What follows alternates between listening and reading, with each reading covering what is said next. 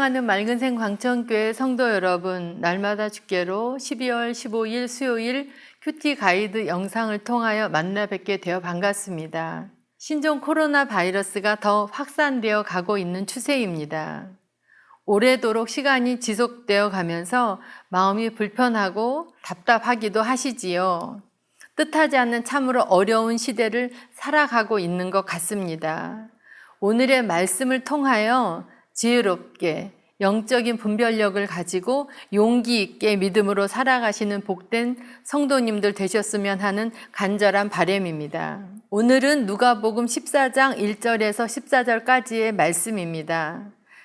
말씀의 제목은 마음의 문턱을 낮추고 하늘의 문지방을 넘다입니다. 내용 관찰로 들어가서 1번입니다. 안식일에 바리새인 지도자의 집에 방문하신 예수님 앞에 어떤 사람이 있었습니까? 2절 말씀입니다. 주의 앞에 수정병 든 한 사람이 있는지라. 예수님 앞에는 수정병 든 한 사람이 있었습니다.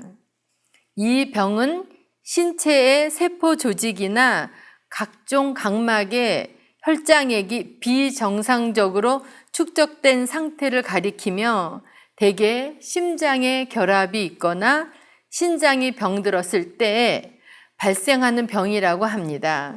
이 병에 걸린 사람은 얼굴이 부어오르며 팔과 다리도 크게 부어올라 살갗이 물러지는 증상을 띠게 된다고 합니다. 2번입니다. 잔치에 초대를 받았을 때 높은 자리를 먼저 선택하지 말아야 하는 이유가 무엇입니까? 7절에서 10절 말씀입니다. 청함을 받은 사람들이 높은 자리를 택함을 보시고 그들에게 비유로 말씀하여 이르시되 내가 누구에게나 혼인 잔치에 청함을 받았을 때에 높은 자리에 앉지 말라. 그렇지 않으면 너보다 더 높은 사람이 청함을 받은 경우에 너와 그를 청한 자가 와서 너더러 이 사람에게 자리를 내주라 하리니 그때에 내가 부끄러워 끝자리로 가게 되리라. 청함을 받았을 때 차라리 자리 끝에 앉으라. 그러면 너를 청한 자가 와서 너더러 벗이어 올라 앉으라 하리니 그때에야 함께 앉은 모든 사람 앞에서 영광이 있으리라. 바리새인의 식사에는 예수 외에도 다른 사람들이 초청되어 있었습니다. 아마 초청을 받은 사람들 가운데 상석에 앉으려는 암묵적 경쟁이 있었던 것으로 추측되며 이것을 본 예수께서 그들의 교만을 지적하는 듯 합니다.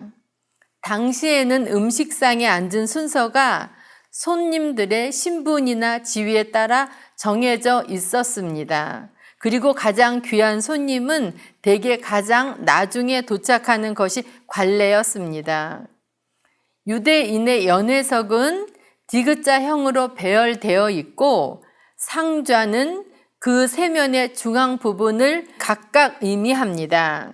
예수께서는 말씀하시고자 하는 요점을 분명히 전달하기 위해 가장 엄격한 격식이 요구되는 결혼식의 잔치를 비유의 상황으로 설정하셨습니다.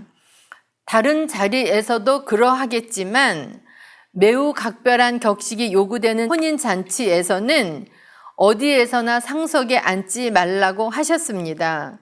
왜냐하면 의뢰의 자기가 상석에 앉아야 한다고 여겨 먼저 상석을 차지했다가 자기보다 더 높은 사람이 그 잔치에 참석하게 되는 때는 난처한 상황에 처할 수 있기 때문입니다. 결국 예수께서 말씀하시고자 하는 것은 높은 자리와 낮은 자리를 구분하여 그러한 차이에 얽매이지 말고 매사에 겸손하라는 교훈이며 그 교훈을 직접 말씀하지 않고 이러한 극단적 상황을 설정하여 말씀하시는 것은 바리새인들의 완악성이 그만큼 심각했기 때문입니다. 이 비유의 말씀은 단순한 공식 석상에서의 예법, 즉 소극적인 의미에서 볼 때 명예를 잃지 않을 수 있는 방법과 적극적인 의미에서 볼 때 명예를 얻을 수 있는 처세술을 가리키는 것은 아니며 그보다는 상자를 차지하려는 바리새인들의 교만이 얼마나 어리석은가를 지적함과 아울러 사람의 높고 낮음은 자신의 욕심에 의해서가 아니라 하나님에 의해 결정된다는 것을 가르치는 말씀입니다. 3번입니다. 예수님께서 예수님을 초대한 바리새인에게 식사 자리에 어떤 자들을 청하지 말라고 말씀하십니까? 12절 말씀입니다. 또 자기를 청한 자에게 이르시되 내가 점심이나 저녁이나 베풀거든 벗이나 형제나 친척이나 부한 이웃을 청하지 말라. 두렵건대 그 사람들이 너를 도로 청하여 내게 가품이 될까 하노라. 여기서 점심은 늦은 아침에 먹는 첫 번째 식사를 뜻하고 있으며 저녁은 늦은 오후에 먹는 주된 식사를 뜻하고 있습니다. 예수님께서는 이러한 식사에 벗, 형제, 친척, 부한 이웃을 초청하지 말라고 하셨습니다. 여기에 언급된 네 부류의 사람들은 13절에 가난한 자, 병신, 저는 자, 소경의 네 부류와 대조를 이루고 있습니다. 본문은 이런 대비의 문맥에서 이해해야 합니다.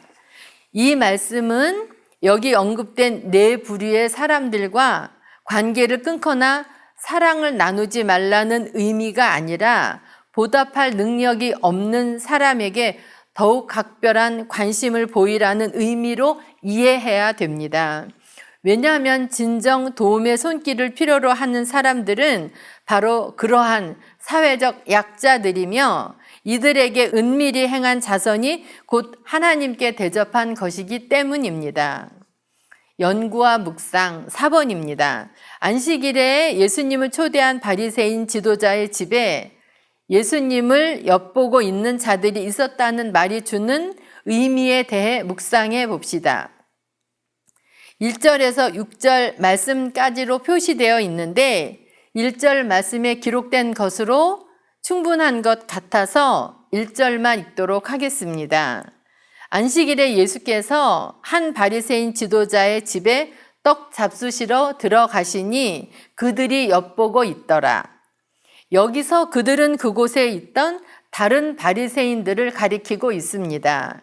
그 바리새인들은 예수의 가르침에 신학적 오류가 있는지 찾아내려고 혈안이 되어 계속 감시하듯 지켜보고 있음을 암시하고 있습니다. 이러한 행위로 미루어 보아 바리새인이 예수를 식사에 초대한 동기가 불순한 것이었던 것 같습니다. 삶의 적용입니다. 5번, 악의적이거나 무례한 사람들의 행위로 인해 마음의 상처를 입었을 때 어떻게 지혜롭게 대처해야 하는지 생각해 봅시다. 우리 성도님들은 이러한 상황에 어떻게 대처하고 계시는지요? 저 같은 경우에는 로마서 12장 1절 원수 갚는 것이 내게 있으니 내가 갚으리라. 말씀을 붙들고 악의적이거나 무례한 사람을 상대하지 않고 무릎으로 하나님께 끈질기게 기도하면서 나아갑니다. 그래서 놀라운 기도의 기적의 응답의 역사를 많이 경험하게 되었고 더불어 하나님께서 은혜와 축복도 넘치도록 많이 부어주셨습니다. 우리 성도님들도 말씀대로 순종하셔서 오히려 화가 변하여 복이 되는 반전의 놀라운 은혜와 축복을 경험하는 믿음의 삶으로 승리하는 좋은 하루 보내시기 바랍니다. 사랑하고 축복합니다. 기도하겠습니다. 사랑하는 하나님 아버지, 오늘 날마다 주께로 큐티 가이드 영상을 통하여 누가복음 14장의 말씀을 함께 살펴본 모든 성도님들이 마음의 문턱을 겸손하게 낮추어 하늘의 문지방을 넘는 지혜롭고 분별력 있는 성도님들이 되어 하나님께 큰 영광 올려드리고 감사하며 기쁨으로 즐겁게 복된 하루의 삶을 믿음으로 살아갈 수 있도록 인도하여 주시옵소서. 예수 그리스도의 이름으로 기도드리옵나이다. 아멘.